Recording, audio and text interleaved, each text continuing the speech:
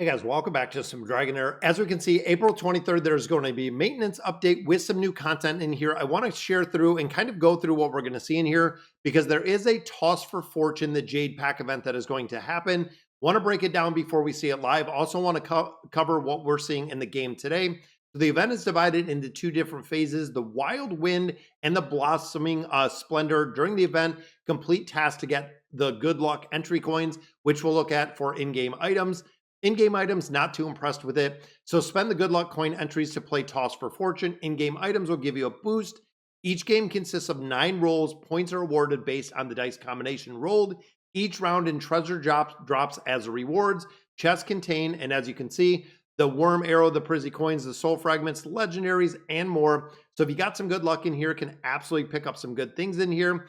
At the end of each game, the sum of all 9 rolls is the final score. Daily individual high scores are ranked on the server, which of course are going to give you title rewards in there. So it is going to be interesting to see exactly what it looks. Stay tuned for the events and exactly what we're going to see when it comes up to breaking this event out. All right, so here we are back in the game. Now, if you're new to the game, definitely use the download links below so you can get into the game with some bonuses. Once you hop into the game and once you do start, go into the store, hit up and get into the treasure market on the monthly. This is where you are going to use the code that you see right here up above. Use the code Furry Hippo. It is going to link together. It is also going to give you rewards when you're getting into the game. So of course, I want to check out the new event, want to kind of cover some of this with you. So right here is the new event. So it is the Piece of Treasury. This event ends in 14 days. So we're almost a day in. Want to run through exactly the previews you're getting in here with the magic has, and there is a furnace, which I believe is coming pretty soon. So with the treasury quest over here on the left-hand side, you have to consume 150 stamina. Now, for a majority of players, this really isn't going to be very hard. You get a lot of stamina, especially with the island, the build, which we'll look at in just a minute. But as you're going through here, making sure you're using your stamina, because the goal, very similar to other games, is making sure that your stamina is not maxed out in the entirety. Now, there's also a treasury exchange here. Not really too good. I mean, short of the essence of creation, I'd probably pick up Starlight Stone Dice. We get a lot of those, even Scholar Scrolls. I've been getting quite a lot of those, so I don't know the cost and the return of what we're getting in here, if it's going to be really worth it in the treasury shop. Now, the rewards preview, this is the one that I want to look at. As we can see in here, we do have all of these different ores. We have the golden mineral-type, but we have all of our ores. And then down here, this is what I'm trying to get, is the master's pages, as well as the dice itself. So we have 20 of these magic navigation stones in here, magic stone that will drive the magical wheel pointer to move. I want to go ahead and I think I'm just going to use these all because again, the treasury quest, we finished these all the first day, but I want to look at what exactly this says in here. So we're looking in here, you can spend gold meltium to create custom mythic plus equipment in the furnace, which I absolutely love. So spinning the wheel will reveal a number of randomly selected squares on the chessboard. When they form a line, you get that reward, which again, I really do like. That's pretty cool. Spend a certain amount of the gold in the furnace to choose preferred sets, slots, attributes to forge proto-germ from one piece of equipment, as well as allocations of 5 secondary attribute enchanting. Very cool. After forging it, you can further consume gold to smelt and randomly boost selected secondary attributes. So I feel like this is going to make one really, really strong piece of gear in here. So let's go ahead and use all of these guys. This is going to be 20 in the entirety. Boom. What did we get? All right. So we got some of those fragments.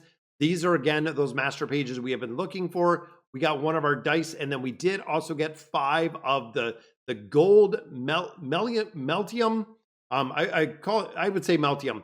So there we go. So what did we pick up? So we got this one right here. We're going to have to wait for the reset to get another 20 in here. Flip over the chessboard squares to claim the round's rewards, which of course is right here. So we picked up a couple pieces of this.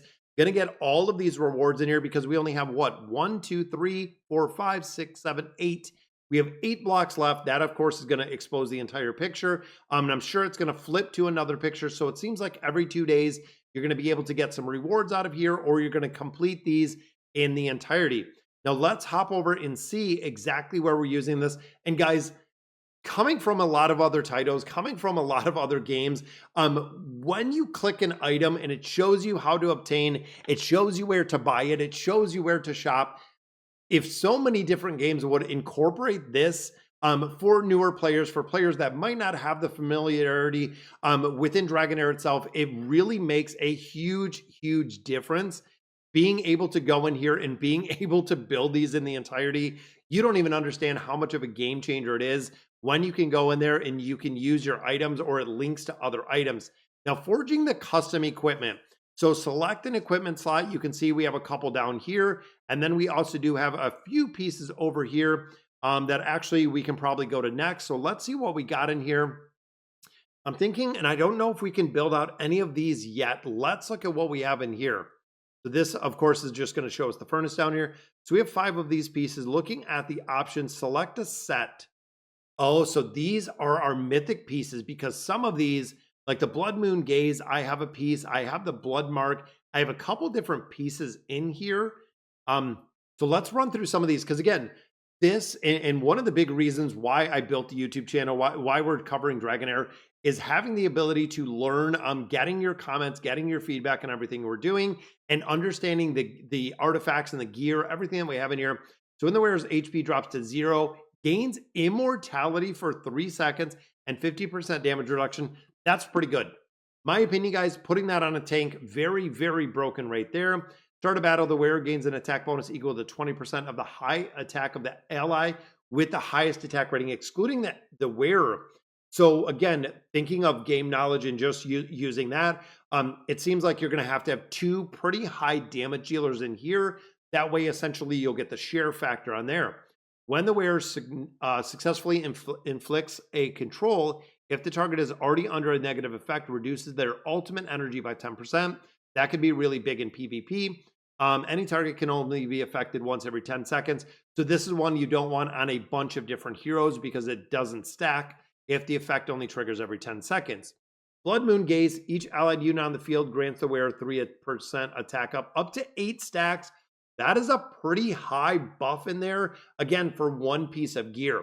The Nocturnal Hunt, when the wearer attack triggers a critical hit, increases damage dealt by 2% for 5 seconds, up to 10 stacks. So if I have a damage dealer that is going to be stacked with critical hit, crit's more likely. Nocturnal Hunt, of course, going to amplify the damage that we're doing in there. Then we get into some of these defensive one. Heals the wearer for 25% max HP at below 40. This effect can only trigger once every 20 seconds. Some of the battles in this game are much, much longer than I've seen in other ones. Most of them are a minute, minute 30. In here, they can go multitude of minutes, so they can be a couple minutes each, which is going to be good. So Molten Reforge, for every 1 point of enlightenment the wearer has, increased their defense by 1. If the wearer is ranged, increases attack by 1. Okay, I can see that, but again, it's going to be systematic to a hero that you're stacking a lot of enlightenment on to be able to get the full benefit of that. If the wearer has the highest accuracy among allied heroes at the start of battle, increases our accuracy another 10%, and shares the increased amount with all other allied heroes. Again, that is really cool because if you stack accuracy on a hero and then you put this on there, it's going to give them a much higher percentage because it's at that 10%, and then it is going to stack. So guys, let me know in the comments exactly which one in here I should be picking. Again, a couple of these I know I've already picked up quite a bit. So if we do something like Nocturnal Hunt, yep, it's going to give us, it looks like a couple different pieces. If we select the set in here, let's confirm. There we go. So there is the set. Next, is it going to give us, primary attribute, the fixed. So the primary attribute is fixed, not selected in here. So what could we build within here? Again, thinking of damage, we want attack percentage, which is going to be big. Crit rate in here, probably accuracy and crit defense, or excuse me, crit damage. This is probably a build that I would go in here. But again, depending on who we're building, because if we're going pure damage, we could probably do attack percentage, crit rating and crit damage to really amplify, again, depending on who this is going to be built for. So let's see what it confirms. So attack 11 to 33, attack rating. This is huge. So guys, anything that is percentage based. So I want to remove, I'm going to change the attack on here because when we start looking at percentage bases, this is where when you get a much, much higher level, it's going to make a big difference. So even if we confirm here, all of these are percentage basis, meaning that when you start stacking a hero with a lot higher base stats, and then you're adding in those percentages to take it much higher. The percentages, of course, are always going to override or be much stronger than we're seeing with just the straight up stats. So we're going to pick up HP as the primary attribute right in here. Let's see what we have next. So 4 enchanted attributes, plus 12, plus 20. Plus 20 enchanted secondary attribute. So again, if we wanted to build something in here, plus 4, plus, oh, we have to pick where they are. So plus 20, let's see. In here, since again, this is going to be based on critical hit. So let's go in here with your crit rate and see what that looks like as a number 1. Are they going to let us choose all of these? So the 12% attribute or the plus 12, again, thinking of the damage in here. I've never built one of these before. So again, let's see what we got. So we got attack. Could we just stack crit rating? No way. They're not going to let us just stack all crit rating. Wow. So if we did 5 crit rating on that, that could give us a 20% crit rating on, of course, it's when we trigger a critical hit, increased damage dealt by 2% for 5 seconds. What is this going to, there's no way it's going to be this cheap to build it. 50, that's what I thought, guys. I was thinking, looking in here, knowing this is going to be super, super expensive. But again, we could build some very specific gear based on what we're looking for. And I love this because I'm assuming going through and forging this, it is going to build the piece of gear. It's not going to be random. It's not going to be anything of that nature. But if we could get a piece of gear, and I'm going to hop out of this because again, if we could get a piece of gear that is just totally stacked for one very, very high best in slot damage dealer that we possess, this would really make it well worth it. So I feel like this is going to be good, guys, when we get this. So at least we're playing this, and again, doing the treasury quest, making sure we're completing this every single day. Not only are we getting resources from the event, but we're also getting the ability to build out a really strong piece of gear. Now, within the hero itself, again, I want to show you some of the mythic gear that we've been picking up. Like I said, some of these we've actually seen, which this is the Celestial Decree in there, the Blood Moon Gaze. This is again going to be that 3% stacking up to 8 times. And then, of course, the start of battle. We've seen these a couple different times. So we can get to the point where we are not even using the 3-piece or the 2-piece sets like what we're seeing right here, but we can actually go to the point of using all mythic gear. And of course, with that mythic gear, we're going to get just a multitude of buffs out of here as we're building them up. Now, as you can see, some of these, we've started stacking a lot of these. Now, you got to make sure, because from my understanding, we have one that stacks right here with the Celestial Decree. It doesn't stack because we have 2 of the pieces in here. Again, just thinking of the build itself. So we want to make sure when it comes to building these out is we do have different pieces on there. So even here, where if we equip this piece, we'll go ahead and take it off FHG. That is going to give us 4 buffs in the entirely. Like I said, this is where we want to make sure that we're not overwriting the equipment, or we're not giving, a hero 4 pieces of the exact same equipment, because those are not going to stack, or not going to stack those buffs in there. So making sure, again, that we have it. Even the wearer's attack, ignore 20% of the target's defense. That is a really, really good mythic piece. Now, I focused a lot more on building out these talents and everything, and even looking at my tank right here.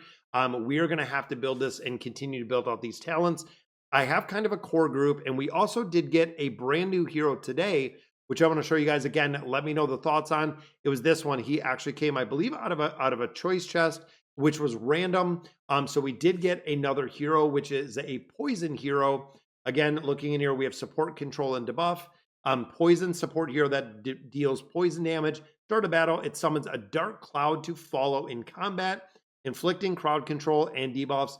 So I, again, picked up this hero. Again, it was random to pick up. So we've started getting a lot more. We even picked up in this hero, I believe was free out of the event, but doing an incredible amount of damage. We're going to have to see exactly who we're going to use in here, because we also did get this hero. So this was one, again, that we got lucky on the summons. I did build out the immunity and the healing. Seems like there's a few places within Dragonheir that this hero is being used in the entirety. So I'm going to continue farming. Like I said earlier, I want to try to get the stamina, and we just got a lot more in here, but I want to make sure that we are not keeping our stamina, or keeping really the stamina as close to zero as we can get it. That way we can have the regular, and with the mine, guys, level 10 mine, we are getting stamina on a regular basis. Here's another 14 stamina, as well as all of the other resources. So making sure, again, that your stamina is not getting to the max. You want to be using this on a regular basis. You want to make sure that you're grinding this down to make sure, again, when you're sitting and recharging, that you're not stacking all the stamina and you're not losing stamina, because it is not building to help you progress within the game. So, right, guys, so that's going to do it for today's video. Definitely wanted to cover the new event. As they come out, I want to cover them every single time. So let me know in the comments what you guys think. And as always, thank you guys for watching.